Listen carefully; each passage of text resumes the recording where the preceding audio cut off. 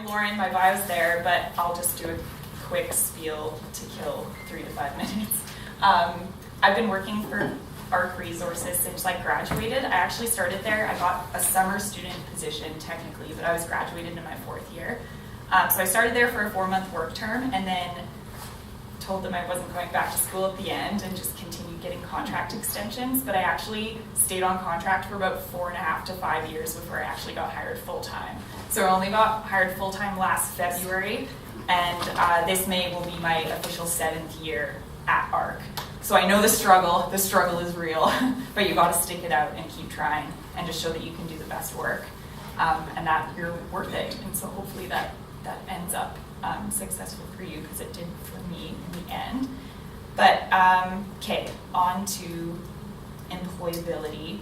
I'm a specific kind of person, so I read some of the questions that were submitted and I'm gonna focus on a couple of topics. There were some geologists in the room, right? Has anyone interviewed with ARC? Did you? Okay, cool. I was talking to our geologist because we did a round of interviews, I think in the fall, and I talked to her to ask her what sort of things she was looking at on a resume specifically, because I saw that there were 2 questions about that. And then there are quite a few questions on what sort of questions can I expect in an interview, and then how can I prepare answers to those in a way that I can stand out. So I'm going to focus on those 2 topics, and hopefully people can jump in and kind of finish some of the holes there after I'm done. Okay, so on a resume, our number one thing is we get a ton, like with so many people applying for jobs. We have a summer student position and we're getting people with 5 years of experience applying for a summer student job. Like we have 300 resumes for one position. So the first thing that gets tossed is if you have the wrong company on your resume or if you have spelling errors. And like I definitely made that mistake. I remember being a student, I submitted my resume off to Shell and was like, oh no, wait a second. Went back and I had Husky in the cover letter, and you just know, like, I'm never getting a call from Shell. So definitely, like, take the time, even though you're applying for tons and tons of jobs, to reread everything. It's going to be worth it. That just takes your shot from something to nothing right away.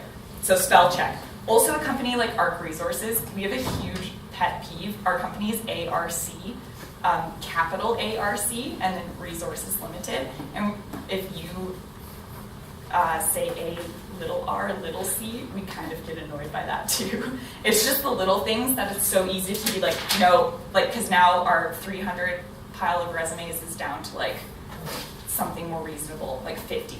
So once you get past that, then we're going to be looking for really interesting people.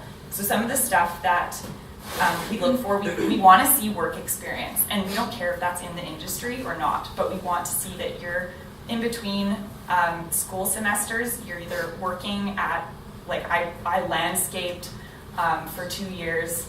I also worked at CopySize, which is a seismic storage place, just looking at microfiche and putting them in boxes. Like that's literally all I did.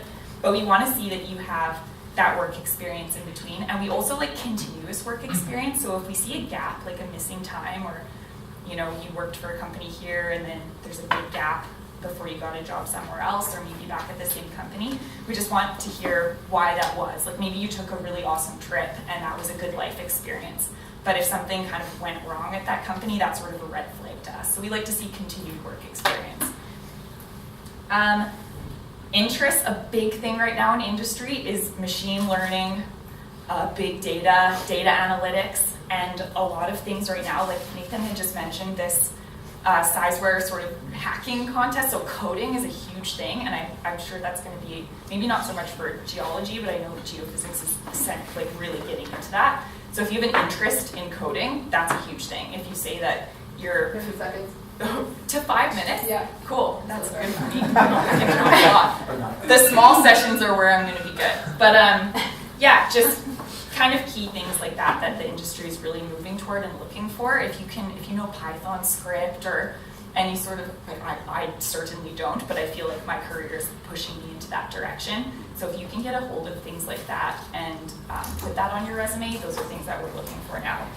Again, if you're in my group, like I have an answer to every single question that was on here, so feel free to answer me or ask that to me, and I will have an answer for you.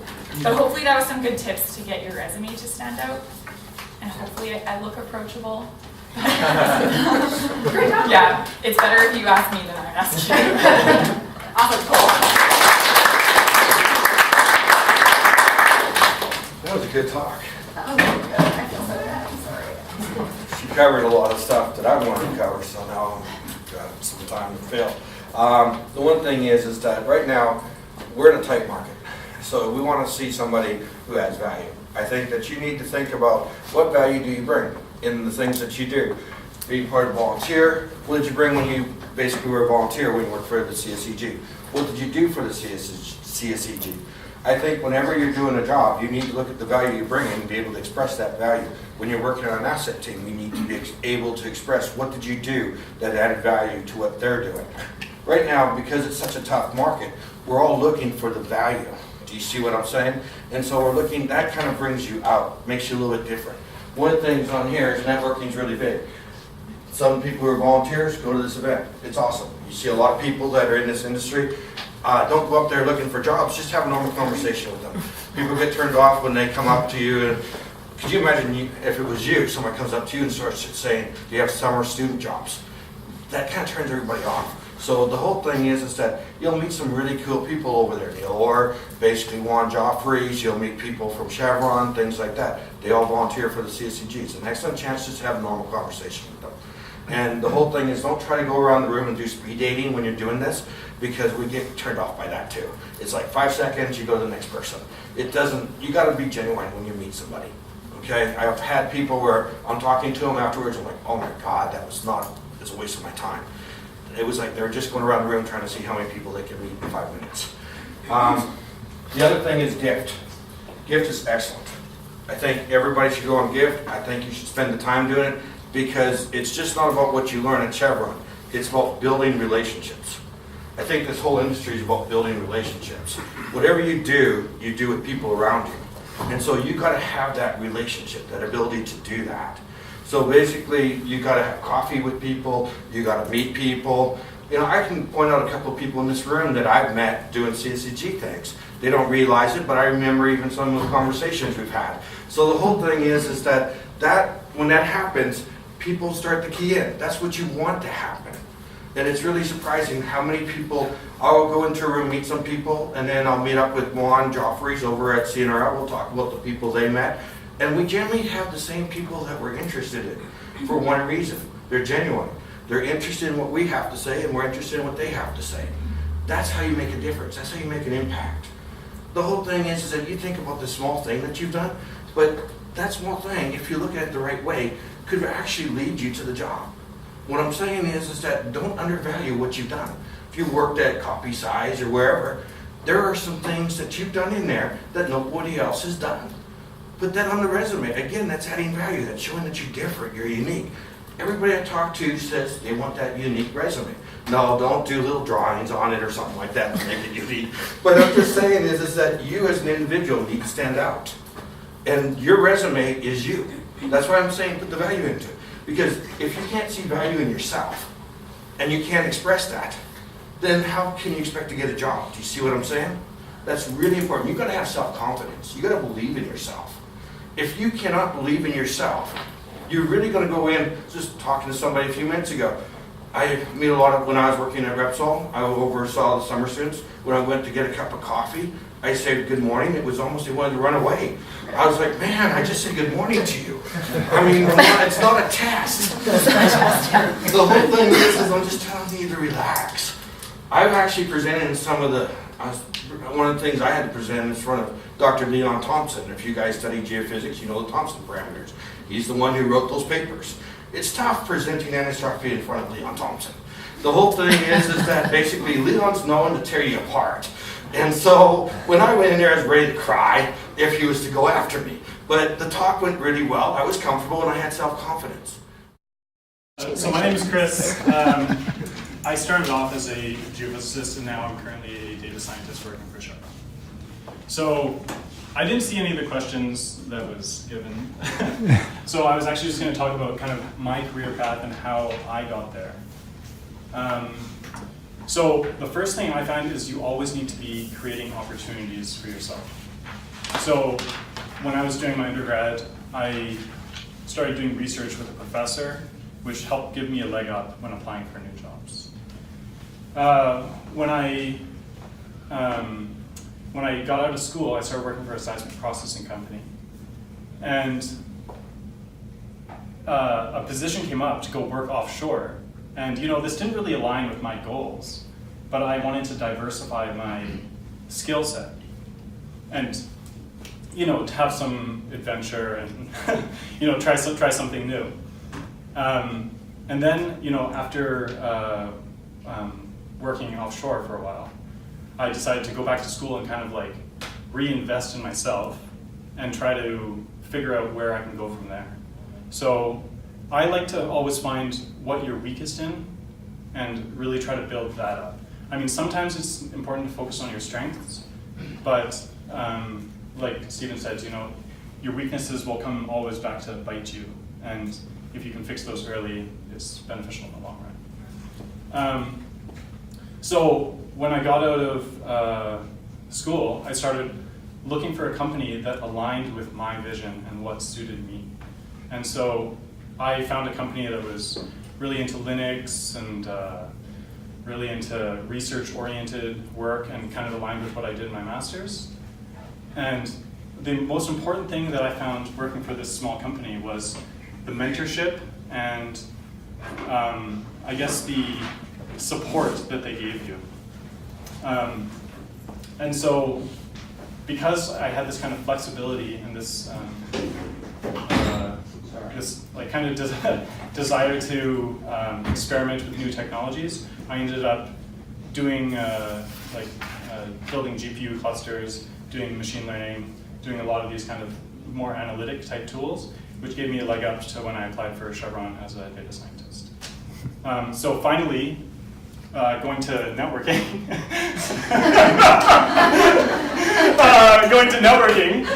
I go to a lot of these AI meetups in Calgary, and you have to be persistent.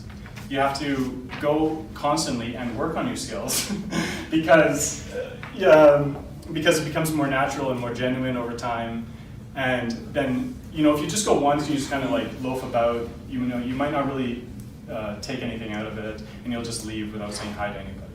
But if you go constantly, you'll start building this network. I do go to these hackathons. There's something called CalGeoPi, where they meet up occasionally. There's also swung.rocks, that's Software Underground. They have a Slack channel. I highly encourage everybody to join. Just write that down. What was it? Swung.rocks. They also host a podcast, Undersampled Radio. So all these things, it's about the kind of geophysicists, mainly geophysicists, some geologists, but it's how they can take, how you can start leveraging new technologies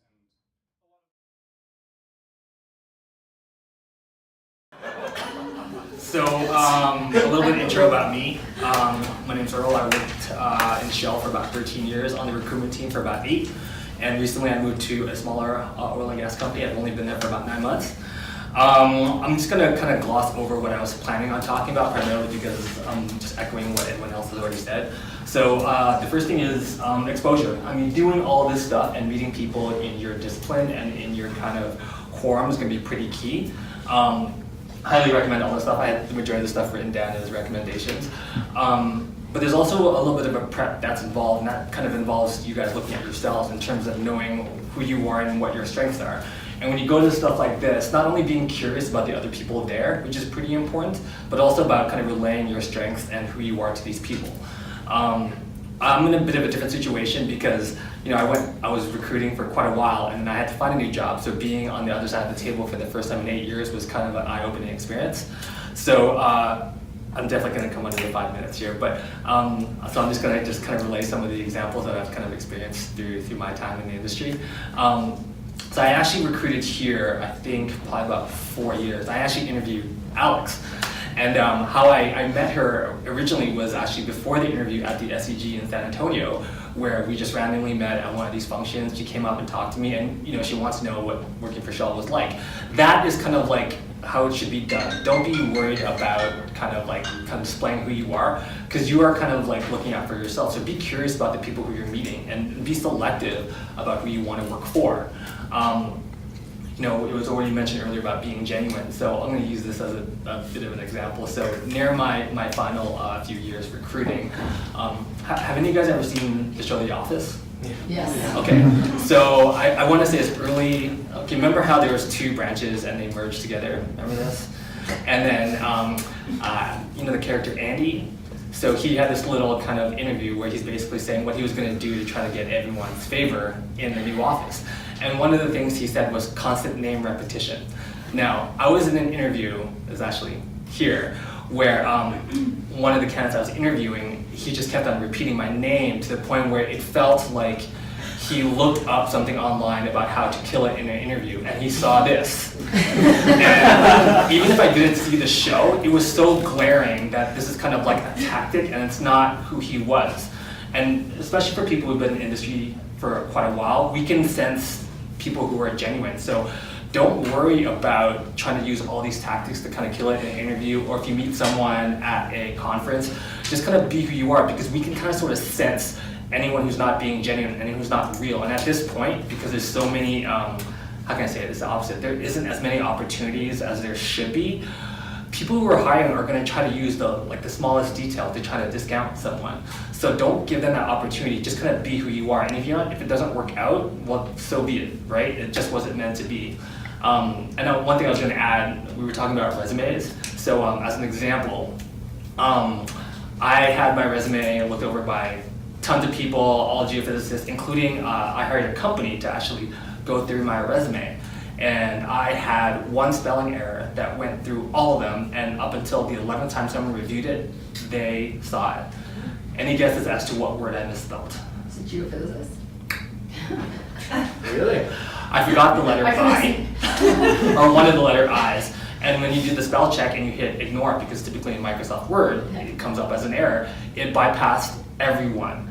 So literally, if that was me reviewing that, and I remember in my days about looking at like hundreds of resumes, that would immediately stick out, and boom, you are kind of like, you're done, right? So those kind of details make a huge difference. So don't, like even for you guys, I mean, having friends look at your resume, but also like, there are companies out there who will do this professionally for you. Consider doing that. If it's $50, it's $50. But at least you're having everyone kind of go through it to the point where your game is tight, right? You have like nothing you have to worry 30 about. seconds. Oh, yeah, nothing you have to worry about.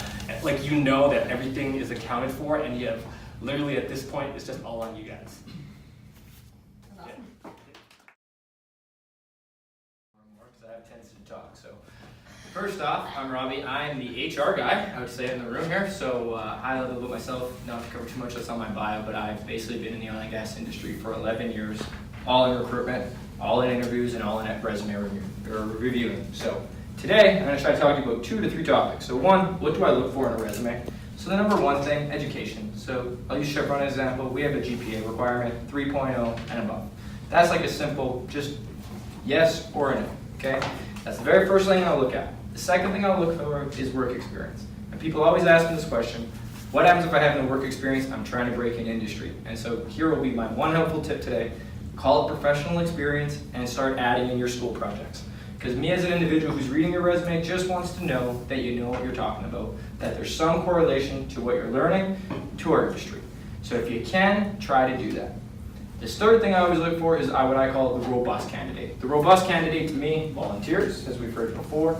They participate in extracurricular activities. They're part of a sport. So for myself, I was a Diamond, for example, and so I spoke a lot about teamwork and what I learned from my interactions with the Diamonds.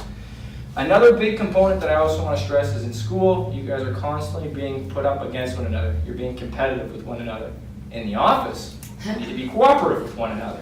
So it's a very interesting gauge, right? Because myself, what I really look for is people I want to work with, right? I don't want that person who's going to really just trample over me to get to their results and not share any of the credit when I help them, right? And we all can say, that's the person I probably want to work with. So you make sure that that's coming to the forefront when you're in your interview. So now I'm looking at the next couple things. So now we hit the interview. And what I say is that the interview process, relax. It's just an interview. I've been doing it for 11 years, still yet have one perfect interview. Never happened. I don't even think they exist. There's always at least 1 to 2 to probably 12 errors that occur. I've been to the point, actually, to the very end where someone's had a great interview, and they say, yeah, I really like, can't wait to work for Suncor. I'm like, Chevron. So prime examples, like it gets to the end and people like just slip up, right? It's just try to be yourself, try to take out the emotion. What I always say is we all get dressed the same way, whether you put one leg in your pants or you jump into it, we're still getting dressed the same way and we're still there. So we're just be yourselves. Questions that are going to ask you. So I want to just make you aware. I tell all my friends, an interview is honestly storytelling. So go to an interview with 12 stories. The 12 stories you need to have, you need the elevator pitch. That one for 4 minutes. Introduce yourself quickly, 4 minutes. You got a person. You want to captivate them. I think we heard some great advice here earlier from all the other presenters saying, you want to just put that spin. What's unique about yourself? So have that one ready. Next one, there's always going to be a couple strengths. Tell me 3 or 4 strengths you have. Make sure you have them and don't doubt yourself. You won't believe how many times I get to the 3rd strength and they're like, I don't know, I think teamwork? You think? Ask your first strength. Like, let's get some confidence in there. I think we heard that earlier today. The other items, there's going to be I call them opportunity questions. I don't call them weakness questions. But we spoke about this. Bring out the opportunity question. Now, how do you answer an opportunity question? Because I've heard that I'm a perfectionist. Not a really good opportunity there. The opportunity question is address your error or your weakness. Tell us how you're resolving this. Like, what solution have you actually really worked out to determine? So, a prime example, I don't like public speaking. So, I came to an event like this today where I get to practice my public speaking skills, and my public speaking skills will only increase the more and more I do it. Hence, I've identified my problem, I'm addressing my problem, and I'm trying to increase my problem. Right? So that one, they'll always ask you a leadership question. Internships and new grads, I interview 10 people for every job as an intern or a new grad. I ask all 10 candidates, tell us about a time where you demonstrated leadership without accountability. 9 times out of 10, I hear about a project that they work for at school. The person I hire is the one person who pulled from a complete area outside of the background. The one who's taught English abroad because they were there for 3 months and they thought it was a good opportunity to teach other volunteers how to speak, the language, etc. Right? So those are some just unique ways on how you can present yourself. There'll always be a conflict resolution question. I think that was on here. It was saying, how do you answer a conflict resolution question? Good thing you guys have data. I always say, like, people who don't work with data or concrete raw facts, use that. So I had an interpretation issue with a member of my team. So what I did was I presented. Seconds. This is supposed to buzz, okay. So use those types of examples to get through those types of questions, and then lastly, why the company. So make sure you research the company and make sure you say the right company. That's a whole other piece there, but those are just high level some things that I would say. Be relaxed, be yourself. I can't tell you how many times I had the robotic person telling me about Robbie Lucy who does da. I'm like, okay, my answer. I'm almost done. Be The second story I have is about a young woman, also went to, we're on UC here, also went to UFC, except for our Mount Royal friends. And she asked around for contacts in oil and gas, received a bunch of names, cold called all of them, and received employment that way. So it's totally different, didn't do the slog, didn't do the grind, got good grades, and then just cold called people. And my one tip for cold calling, which I think no one said, is it's really awkward, hey? You're like, oh, I'm so-and-so, I'm Alex, I'm really nervous. Maybe I'm sweating at the front of the stage, whatever. It's like, you have to practice. And what I would recommend people doing is writing down what they're gonna say. Like, hi, my name is so-and-so, and I was referred to you by blank. I would love the chance for an informational interview to get to know your company, or I'd love the chance to get to know you better. I'm just looking to make contacts right now. And you ask for 15 minutes of their time, usually it turns into 30. So that's my second story of someone who went to school, didn't find employment, and then was able to successfully land work. And then my last one is around another student, very similar experience to our first student, graduated, was a big part of the EPP, a huge part of the mentorship program, and it was through their mentor that they were able to find a summer job. So these are just 3 examples of stories. I think there's lots more out there. But maybe we'll be sort of opportunities and hopeful ideation for you in this room. I will also make the comment that we had 30 people sign up. I think about 15 actually came. So let that be a testament to you. Hopefully you felt you got more value because you had more time to ask your questions and engage. And do we have any questions before we officially officially close for thoughts, feedback. Yeah, Mentorship program, is that it's open? absolutely. Yeah, it's open all the time. And when you apply, it comes to Nathan and myself and Steven and Celine,